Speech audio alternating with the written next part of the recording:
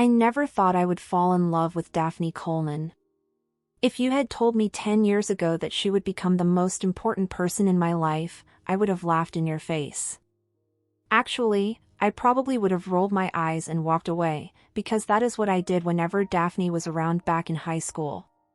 Let me take you back to 2015. Roosevelt High School in Austin, Texas. I was 18, a senior, and completely invisible.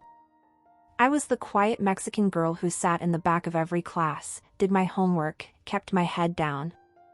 I had a small group of friends, but mostly I stayed out of the drama.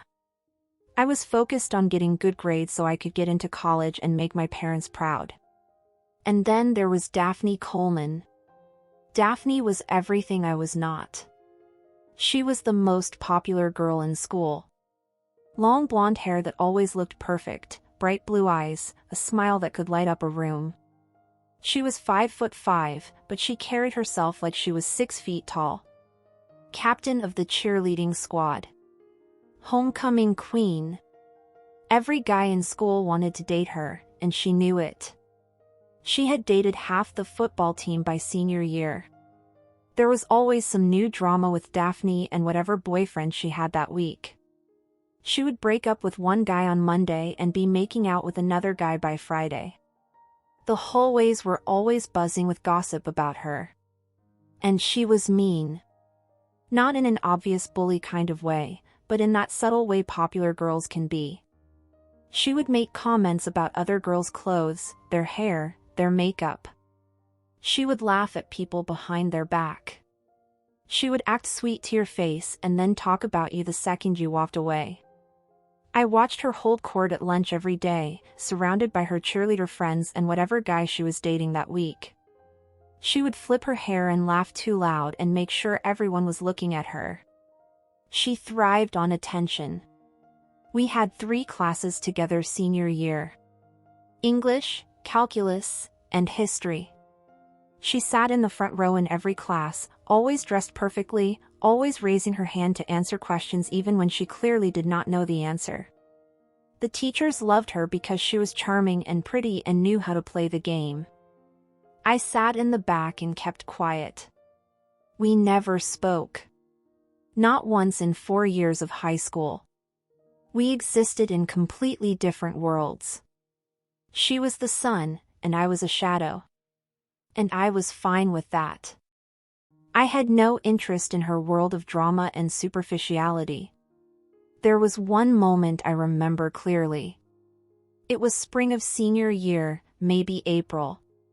We were in English class, discussing some novel I cannot even remember now. Dafne was showing off as usual, giving some long answer about symbolism or whatever. I was doodling in my notebook, not really paying attention. Then she said something completely wrong. Like, obviously wrong. She was misinterpreting the entire book. And I do not know what came over me, but I raised my hand. Actually, that is not what the author meant, I said. My voice came out quieter than I intended. The symbolism is about loss, not redemption. The whole point is that the character never finds what she is looking for. The whole class went silent. Dafne turned around and looked at me like she had just noticed I existed for the first time.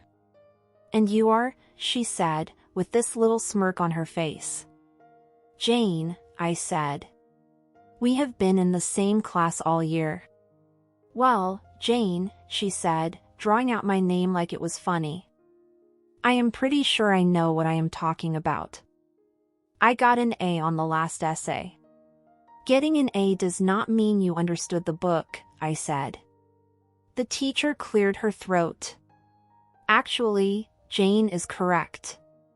The novel is fundamentally about loss and the impossibility of return." Daphne's face went red. She turned back around and did not say another word for the rest of class. Her friends were whispering and giggling, and I knew I had just made an enemy. But I did not care.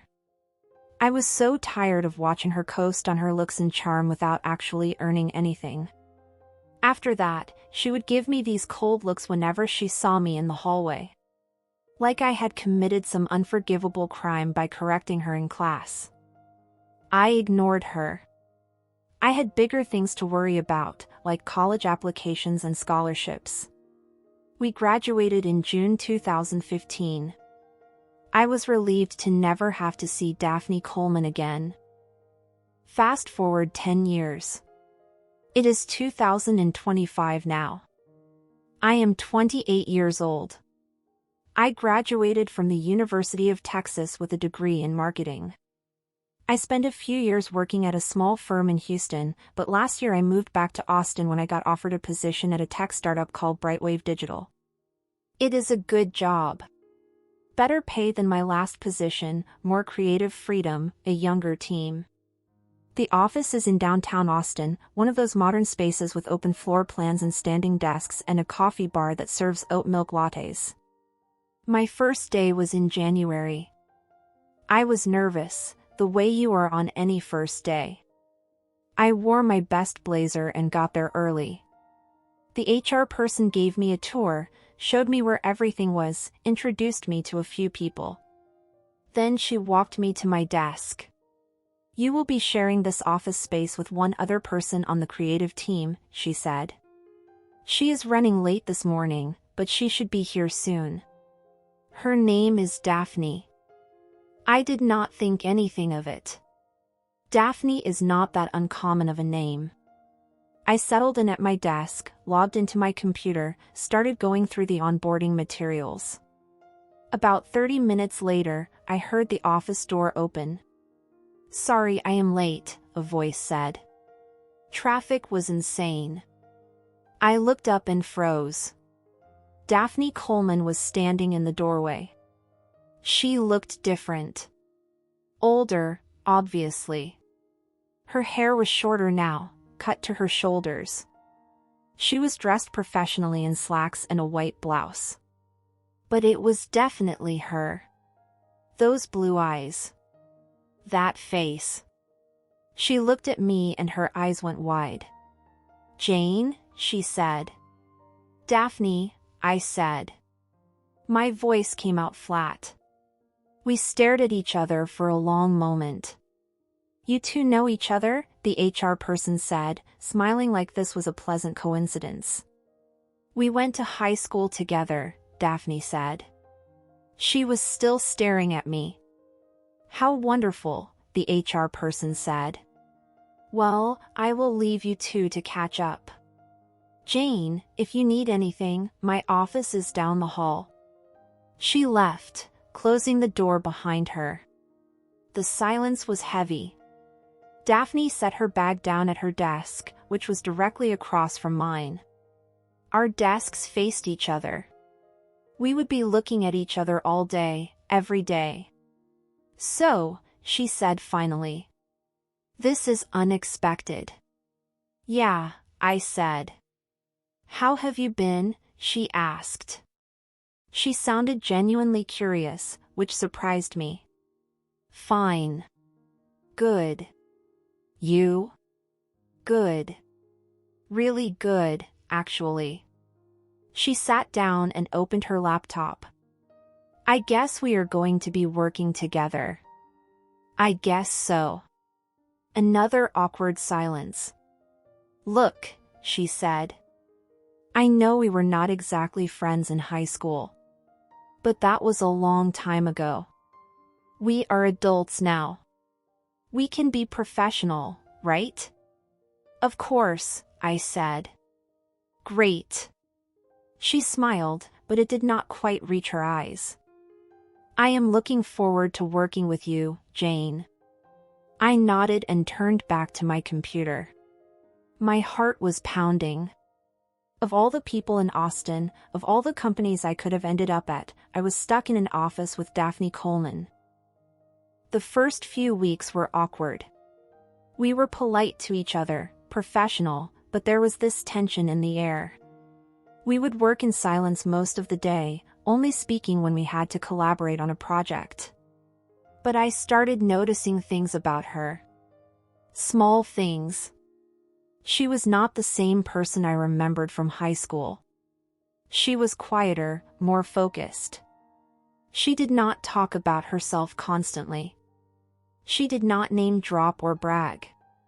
She just did her work, and she was good at it. Really good. She was creative in a way I had not expected. She would come up with these brilliant campaign ideas, these angles I never would have thought of. And when we had team meetings, she did not try to dominate the conversation. She listened. She asked questions. She gave other people credit for their ideas. It was confusing. This was not the Dafne I remembered. One day in late February, we were both working late on a big pitch that was due the next morning. Everyone else had gone home. It was just the two of us in the office, the only sound the clicking of our keyboards and the hum of the air conditioning. Around 8 o'clock, Dafne stretched and sighed. "I need a break," she said. "Do you want some coffee? I am going to make a pot." "Sure," I said. "Thanks." She came back a few minutes later with 2 mugs. She set one down on my desk and then leaned against the wall, sipping her own coffee. "Can I ask you something?" she said. "Okay." "Do you hate me?" I looked up, surprised. "What? You have barely said 2 words to me since you started here. And I get it, I really do. I was not a nice person in high school. But I am trying to figure out if we can ever get past that, or if you are always going to look at me like I am some kind of villain." I set down my coffee. "I do not hate you. But you do not like me." I hesitated. "I did not like who you were in high school. You were mean, Dafne. You made people feel small so you could feel big. You cared more about being popular than being kind." She nodded slowly. "You are right. I was terrible. So what changed?" I asked. She was quiet for a moment. "College. Life. Growing up." She sat down in the chair next to my desk. "I went to UCLA, and nobody there knew who I was. I was not the popular girl anymore. I was just another blonde girl in a sea of blonde girls. And I realized that my entire identity had been based on being the prettiest, the most popular, the center of attention. And when I did not have that anymore, I did not know who I was. I did not say anything. I just listened. I had a really hard time freshman year," she continued. "I was lonely. I could not make real friends because I did not know how. I had never had to actually be a good person before. People just liked me because I was pretty and popular. But in college, that was not enough." "What did you do?" I asked. "I got therapy," she said with a small laugh. "I know, very California of me. But it helped. I started to understand why I acted the way I did. I was insecure, Jane. Deeply insecure. I thought if I was not the prettiest and the most popular, then I was nothing. So I built this whole persona to protect myself. But it was exhausting, and it was lonely, and it made me into someone I did not like." I looked at her, really looked at her. She was not the girl I remembered. There was something softer about her now. Something real. "I am sorry," she said. "For how I treated people in high school. For how I probably treated you, even if we never really interacted. I was cruel, and I am ashamed of that person." "Thank you for saying that," I said quietly. "Can we start over?" she asked. "Can we be friends, or at least friendly coworkers?" I thought about it. Part of me wanted to hold on to my resentment. But the bigger part of me was curious about this new version of Dafne. this version that seemed genuine and self-aware. "Yeah," I said. "We can start over." She smiled, a real smile this time. "Good. Because honestly, you are the most talented person on this team, and I really want to work with you, not against you." I felt my cheeks get warm. "You think I am talented? Are you kidding? That campaign you pitched last week was brilliant. I wish I had thought of it." We talked for another hour that night, long after we had finished the pitch. We talked about college, about our jobs, about Austin, and how much it had changed. And I realized I was actually enjoying her company. Maybe people really could change. After that night, things were different between us. We started having real conversations. We would get coffee together in the mornings before work. We would go to lunch together. We became friends. And I started to see even more sides of Dafne that I had not expected. She was funny. Not mean funny, but genuinely witty. She would make these observations about people or situations that would have me laughing so hard I could barely breathe. She was thoughtful. She remembered little things I mentioned, like that I loved a certain type of tea, or that I was stressed about a project deadline. She would show up with that tea, or offer to help with the project without me even asking. She was vulnerable. She told me about her struggles with anxiety, about how she was working on not defining herself by her appearance, about how she was trying to build a life that felt meaningful instead of just impressive. And she was supportive. When I had a bad day, she would know without me saying anything. She would just show up at my desk with chocolate and say, "Want to take a walk?" We fell into this easy rhythm. We were a good team at work, finishing each other's sentences, knowing what the other was thinking. But we were also becoming real friends outside of work. We started hanging out on weekends. We would go to brunch, or see movies, or just walk around Lady Bird Lake and talk for hours. I found myself looking forward to seeing her every day. I found myself thinking about her when we were not together. I found myself noticing little things about her, like the way she tucked her hair behind her ear when she was concentrating, or the way she laughed with her whole body. And then one day in May, I realized I had feelings for her. Real feelings. The kind that made my stomach flip when she smiled at me. The kind that made me nervous and excited at the same time. I tried to push it down. This was Dafne Coleman. My former high school nemesis. My coworker. My friend. This was a terrible idea. But the heart does not care about terrible ideas. We were working on a huge campaign for a new client. It was high pressure, long hours, tight deadlines. We were in the office until midnight most nights, fueled by coffee and takeout and sheer determination.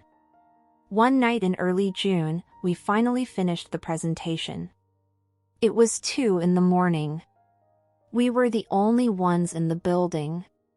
We had been working for 16 hours straight. "We did it," Dafne said, leaning back in her chair and stretching her arms above her head. "That was brutal, but we did it." "I cannot feel my brain anymore," I said. She laughed. "Come on. Let me buy you a celebratory drink. There is a bar down the street that is open late." "It is 2 in the morning," I said. "Which is why it is the perfect time for a drink." We walked to the bar, the warm summer air a relief after the cold office. The bar was nearly empty, just a few other night owls scattered around. We found a booth in the corner and ordered whiskey. "To surviving Hell Week," Dafne said, raising her glass. "To surviving," I echoed. We clinked glasses and drank. The whiskey burned going down, but it felt good. It felt like relief. "Can I tell you something?" Dafne said after a moment. "Sure." I am really glad you came to work at Brightwave. I know that probably sounds weird, but it is true. You have made this job so much better. You have made my life better. I looked at her. In the dim light of the bar, her face was soft, open. There was something in her eyes I could not quite read. You have made my life better too, I said quietly. She smiled. Really? Really? I did not expect to like you, Dafne. But you are one of the best friends I have ever had. Something flickered across her face. Disappointment, maybe? But it was gone so quickly I thought I had imagined it. Friends, she said. Yeah. That is what we are. There was an awkward pause. I should probably tell you something, she said. She was looking down at her drink, not meeting my eyes. I am gay. I came out in college. I just thought you should know. My heart started pounding. Oh. Okay. Thank you for telling me. Does that bother you? She asked, finally looking up at me. No. Not at all. I am bi, actually. I came out a few years ago. Her eyes widened. Really? Really? We looked at each other for a long moment. The air between us felt charged, electric. Jane, she said softly. Can I ask you something? Yeah. Do you ever think about us as more than friends? My breath caught in my throat. Do you? Every single day, she said. I have been trying not to. I did not want to ruin our friendship. But I cannot stop thinking about you. I cannot stop wanting to be around you. I cannot stop wondering what it would be like to kiss you. I could not breathe. Could not think. All I could do was stare at her. Say something, she whispered. Please. I think about it too, I said. All the time.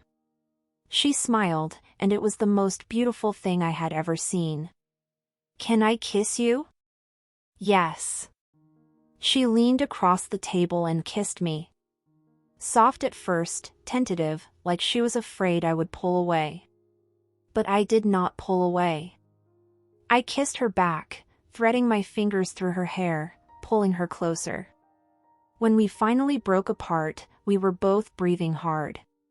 Wow, she said. Yeah, I said. Wow. We looked at each other and started laughing, that giddy, breathless kind of laughter that comes from relief and joy and the overwhelming feeling of finally getting what you want. Do you want to get out of here? She asked.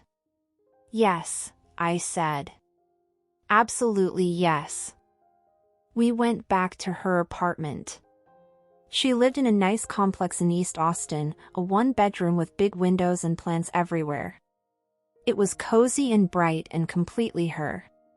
We stood in her living room, suddenly shy. The boldness from the bar had faded, replaced by nervous energy. Do you want some water? She asked. Or tea? I have tea. Dafne, I said. Yeah. Stop being nervous. She laughed. I am not nervous. You are completely nervous. Okay, maybe a little. This is just different. You are different. I do not want to mess this up. I walked over to her and took her hands. You are not going to mess this up. I promise. She looked at me with those blue eyes, and I could see all the vulnerability there. All the fear and hope mixed together. I really like you, Jane, she said. Like, really like you. This is not just some crush. This is real for me. It is real for me too, I said. I kissed her again, slower this time. She made a small sound and pulled me closer, her hands on my waist.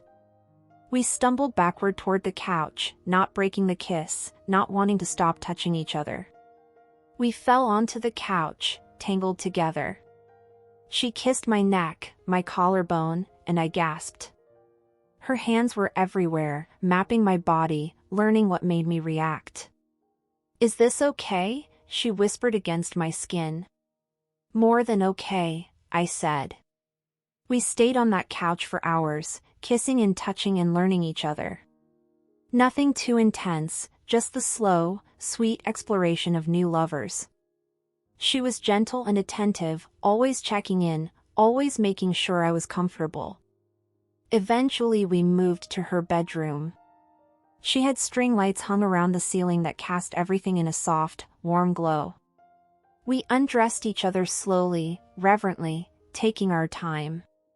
"You are so beautiful," she said, looking at me like I was something precious. "So are you," I said. We lay down together, skin against skin. She touched me like she had all the time in the world, like she wanted to memorize every inch of me. When she moved lower, kissing down my stomach, I trembled. She looked up at me. "Tell me what you like. I want to make you feel good. Just touch me," I whispered. "Please." She did.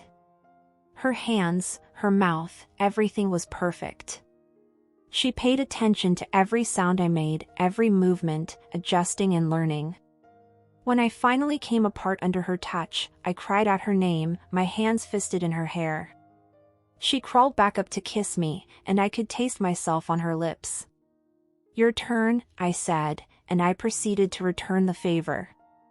I explored her body the way she had explored mine, learning what made her gasp, what made her moan. When I finally made her come, she held on to me like I was the only solid thing in the world. Afterward, we lay tangled together, sweaty and breathless and completely satisfied. "That was amazing," she said. "Yeah," I agreed. "It really was." She turned to face me, propping herself up on one elbow. "So what does this mean? What are we? What do you want us to be?" I asked. "I want you to be my girlfriend," she said. "If you want that too."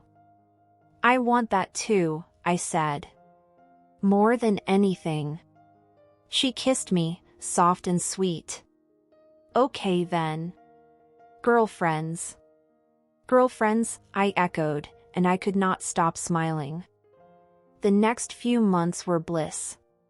We were in that honeymoon phase where everything feels magical. We could not get enough of each other. At work, we had to be professional. We did not want everyone knowing our business right away. But it was hard. I would catch her looking at me across our desks with that soft smile, and I would have to resist the urge to kiss her right there.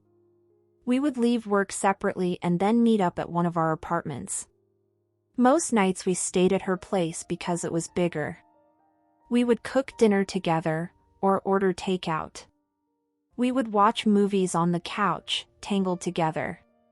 We would make love and then talk for hours in the dark, learning everything about each other. She told me about her family. Her parents had divorced when she was 12, and that was when she started acting out, trying to get attention any way she could.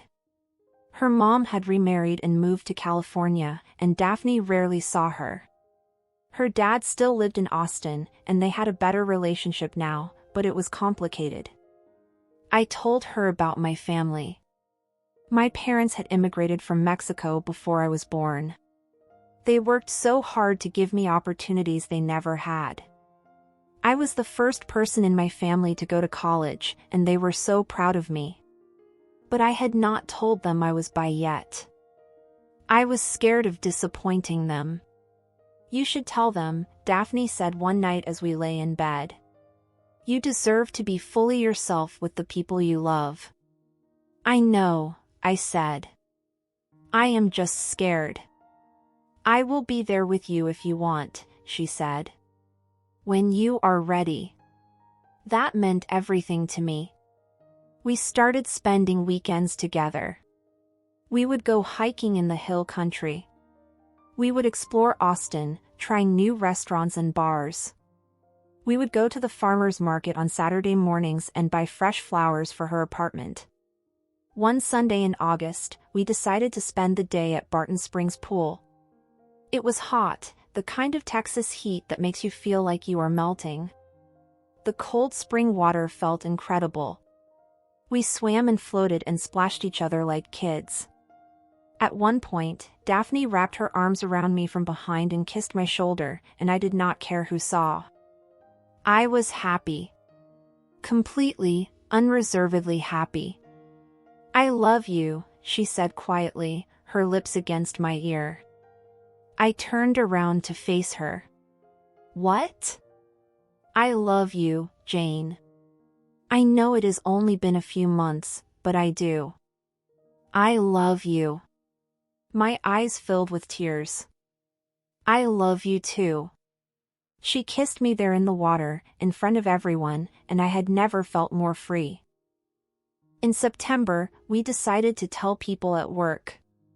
We were tired of hiding, and honestly, I think everyone had already figured it out anyway. We went to HR first to make sure there were no policy issues. There were not. As long as we maintained professionalism, the company was fine with it. Then we told our team. Everyone was supportive and happy for us. A few people admitted they had suspected, which made us laugh. It felt good to be open about it. To be able to hold her hand in the break room. To call her my girlfriend instead of just my friend. My parents were a different story. I finally worked up the courage to tell them in October. I invited them over for dinner at my apartment, and I asked Dafne to be there with me. My mom and dad arrived right on time, bringing homemade tamales like they always did. We ate dinner and made small talk, and I was so nervous I could barely taste the food. Finally, when we were having coffee, I took a deep breath. Mom, Dad, I need to tell you something. They looked at me with concern. Is everything okay, Mija? My mom asked. Everything is great, actually. I just need to tell you something important. I reached over and took Daphne's hand. Dafne and I are together. We are dating. She is my girlfriend. The silence was deafening. My parents looked at Dafne, then at me, then at our joined hands. My dad spoke first. How long has this been going on? A few months, I said.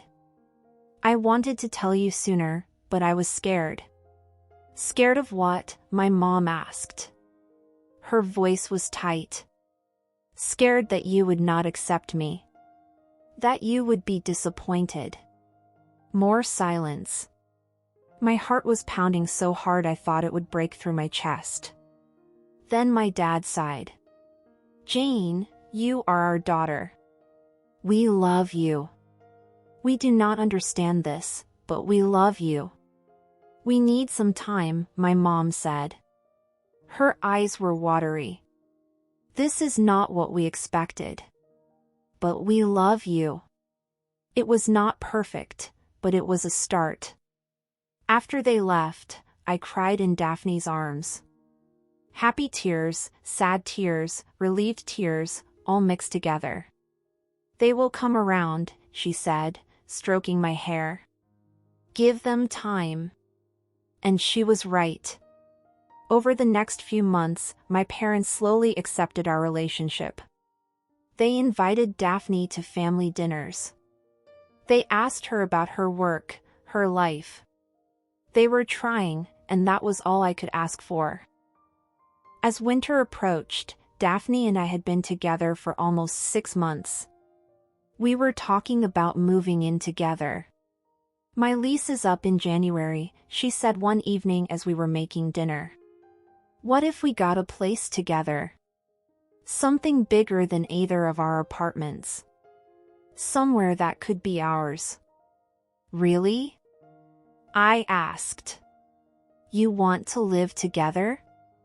Of course I do. I hate the nights we are apart. I hate not waking up next to you every morning. I want a home with you, Jane. I kissed her.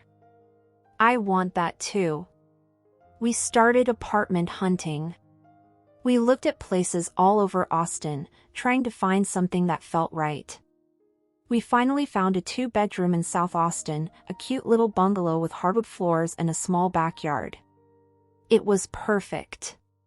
We moved in together in February.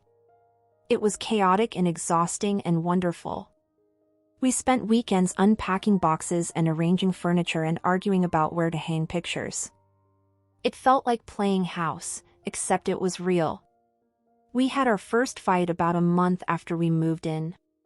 It was stupid, something about dishes or laundry, I cannot even remember.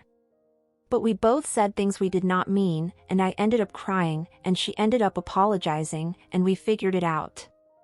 Relationships are hard, she said as we lay in bed that night, made up and exhausted. But you are worth it. We are worth it. I know, I said. I am sorry I got so upset. I am sorry too. I promise I will try to be better about chores. We laughed, and just like that, it was okay again. Living together taught us so much about each other. I learned that Dafne was not a morning person and needed at least 2 cups of coffee before she could function. She learned that I was obsessive about having a clean kitchen. I learned that she sang in the shower. She learned that I talked in my sleep. We created routines. Saturday morning coffee on the back porch. Sunday meal prep for the week. Wednesday date nights, even if it was just ordering pizza and watching a movie at home. We were building a life together. A real life. Spring came, and with it our 1-year anniversary. Dafne planned a whole day for us. She would not tell me what we were doing, just told me to dress casually and be ready by 10 in the morning. She drove us out of the city, heading west into the hill country. The wildflowers were in full bloom, fields of bluebonnets and Indian paintbrush stretching as far as the eye could see. We stopped at a small winery for lunch. We sat on the patio, drinking wine and eating cheese and looking out at the vineyards. It was perfect. Do you remember when we first started working together? Dafne asked. How could I forget? I was so annoyed that I had to share an office with you. She laughed. And now you are stuck with me. Happily stuck with you, I said. After lunch, she drove us to a secluded spot near a creek. She had packed a picnic, complete with a blanket and champagne and strawberries. We lay on the blanket, looking up at the sky through the trees, holding hands. Jane, she said. Yeah. This has been the best year of my life. Being with you has made me happier than I ever thought I could be. I turned to look at her. Me too. I love you so much. I love you too. She sat up and reached into her bag. I got you something. She handed me a small box.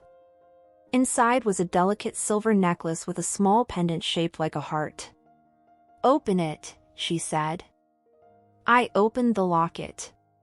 Inside was a tiny picture of the two of us, taken at Barton Springs the day she first told me she loved me. Dafne, I whispered. This is beautiful. I wanted you to have something to remind you of us. Of how far we have come. I started crying. Help me put it on. She fastened the necklace around my neck, and I turned to kiss her. Thank you, I said. For this. For everything. For being the person I needed. Thank you for giving me a chance, she said. For seeing past who I used to be and loving who I am now. We made love right there on the blanket, under the trees, with the sound of the creek in the background. It was tender and passionate and perfect. As summer approached, we were more in love than ever. We talked about the future constantly. Where we wanted to travel. Whether we wanted kids someday. What our lives might look like in 5 years, 10 years, 20 years. I want everything with you, Dafne said one night. I want to travel the world with you. I want to buy a house with you. I want to grow old with you. I want all of that too, I said. You are my person, Dafne. You are my forever. We started talking seriously about getting engaged. Neither of us was in a rush, but we both knew this was it. We were endgame. In July, Dafne got a promotion at work. She was now the creative director, which meant more responsibility and better pay. I was so proud of her. We should celebrate, I said when she told me. Let me take you out to a nice dinner. Actually, she said. I was thinking we could celebrate a different way. What did you have in mind? She grinned. Let me surprise you. That weekend, she took me to a bed and breakfast in Fredericksburg. It was a gorgeous place, a restored Victorian house with a big porch and beautiful gardens. We spent the weekend eating good food, drinking wine, exploring the town. We went to antique shops and art galleries. We drove out to Enchanted Rock and hiked to the top, looking out over the endless Texas landscape. On our last night there, we had dinner on the porch of the bed and breakfast. The sun was setting, painting the sky in shades of pink and orange. Dafne reached across the table and took my hand. Jane, she said. I need to ask you something. My heart started racing. She got up from her chair and got down on one knee. Jane Rivera, you have changed my life in ways I never thought possible. You have made me a better person. You have shown me what real love looks like. I cannot imagine my life without you. Will you marry me? She opened a small box. Inside was a simple gold band with a small diamond. I was crying so hard I could barely see. Yes, I said. Yes, yes, yes. She slid the ring onto my finger and stood up, and I threw my arms around her. We were both crying and laughing and kissing. I love you so much, she said. I love you too, I said. I cannot wait to be your wife. We spent the rest of the night celebrating, drinking champagne in our room, making love slowly and tenderly. Everything felt perfect. Everything felt right. The next few months were a whirlwind of wedding planning. We decided on a spring wedding, about 9 months away. We wanted something small and intimate. Just close friends and family. My parents were fully on board now. My mom even cried when we told her we were engaged. She hugged Dafne and called her Mija, and I knew everything was going to be okay. Dafne's dad was happy for us too. He had always been supportive, and he told Dafne he was proud of her for finding real love. We looked at venues and met with caterers and tasted cakes. It was stressful but fun. Dafne had very specific ideas about what she wanted, and I was happy to let her take the lead on most decisions.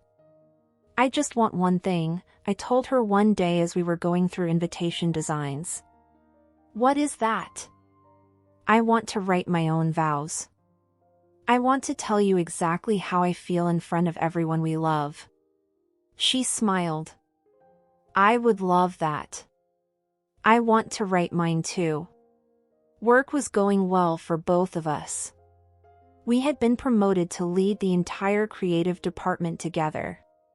We were a great team, both professionally and personally. People at work always commented on how well we worked together, how we seemed to be able to read each other's minds. In the evenings, we would come home and collapse on the couch, exhausted but happy. We would cook dinner together, her chopping vegetables while I seasoned the meat, moving around each other in our small kitchen like we had been doing it for decades. We adopted a cat in October. A little orange tabby we named Mango. She was a rescue, skittish at first, but she warmed up to us quickly. Dafne was obsessed with her, always taking pictures and videos to send to me when I was at work. "We are going to be those moms who are obsessed with their pets," I said one night as we watched Dafne dangle a feather toy for Mango. "We absolutely are," she said, not even looking up. "And I am not sorry about it."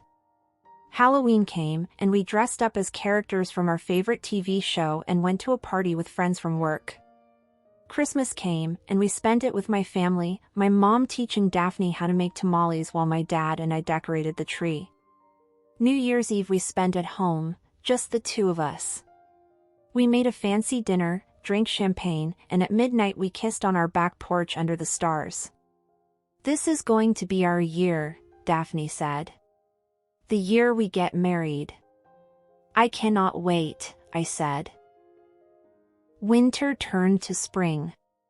The wedding was getting closer. 2 months away, then 1 month, then 2 weeks.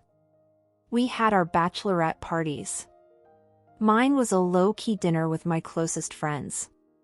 Daphne's was a weekend trip to San Antonio with her friends. We both had a great time, but we were happy to get back to each other. "I missed you," she said when she got home, pulling me into a hug. "I missed you too. 2 nights was too long. After we are married, I am never sleeping without you again," she said. Deal. The week before the wedding was chaos. Final dress fittings, last-minute vendor confirmations, out-of-town guests arriving. My parents came early to help. Daphne's dad flew in from California where he had moved for work. The rehearsal dinner was at a nice restaurant downtown. All our closest people were there. My parents gave a toast, welcoming Dafne into the family. Daphne's dad gave a toast, saying how happy he was that his daughter had found someone who loved her so completely. Dafne and I held hands under the table, both of us fighting back tears. The night before the wedding, we stayed in separate hotels. It was tradition, and even though we thought it was silly, we wanted to do it right. I stayed with my bridesmaids at a hotel near the venue. Dafne stayed with hers at a different hotel. I barely slept. I was too excited, too nervous, too overwhelmed with emotion. Tomorrow I was going to marry the love of my life. Tomorrow everything would be official. The wedding day was perfect. The weather was beautiful, sunny and 75 degrees. The venue was a garden estate outside of Austin, all blooming flowers and green grass and old oak trees.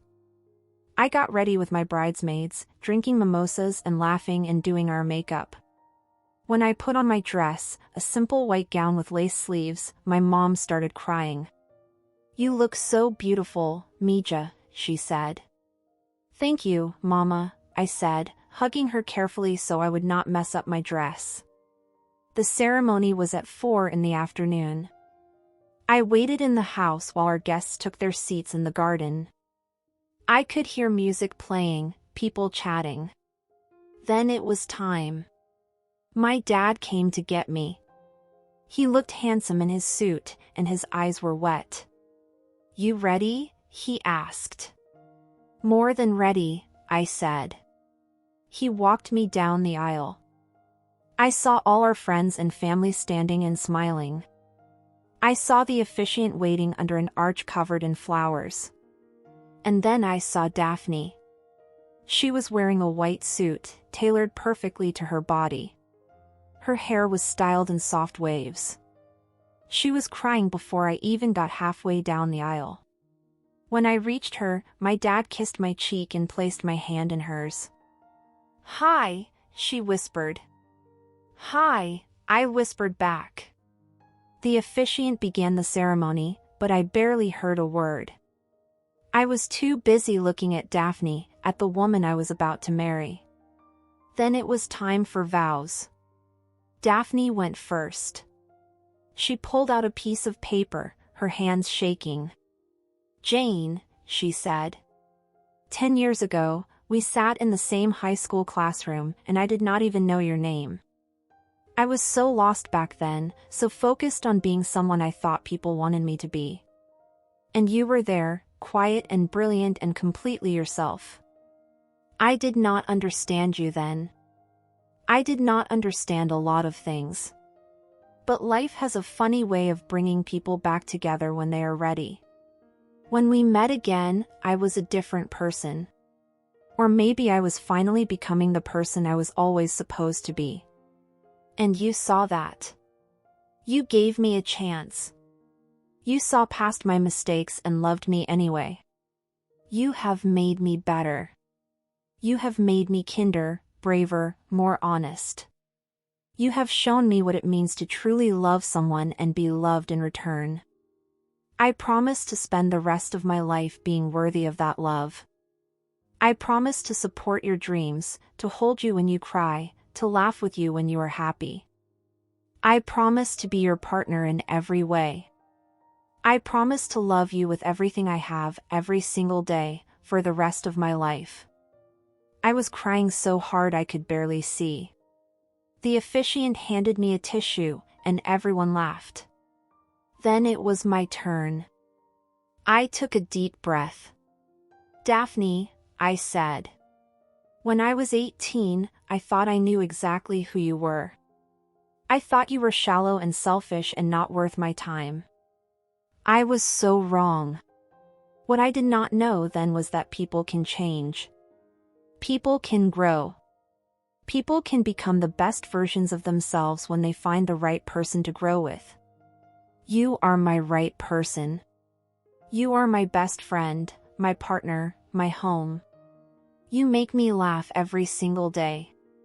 You challenge me to be better. You love me so completely that sometimes I cannot believe how lucky I am. I promise to always see you, really see you, for who you are.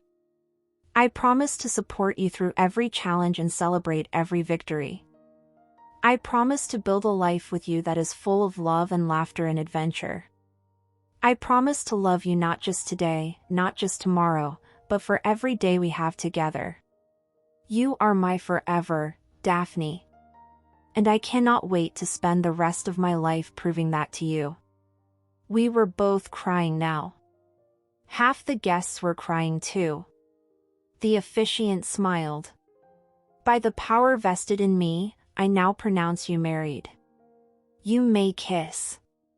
Dafne pulled me close and kissed me, and everyone cheered. We walked back down the aisle hand in hand, married, grinning so wide our faces hurt. The reception was perfect. We had dinner under string lights in the garden. We danced our first dance to a song we both loved. We cut the cake and fed each other bites, laughing when Dafne got frosting on my nose. My mom and dad danced with us. Daphne's dad gave a speech that made everyone laugh and cry. Our friends toasted us and told embarrassing stories. Later in the evening, Dafne and I snuck away for a moment alone. We walked to a quiet corner of the garden and sat on a bench under an oak tree. "We did it," she said. "We are married." "We are married," I repeated, looking at the ring on my finger. Mrs. and Mrs. Coleman Rivera. We had decided to hyphenate our last names.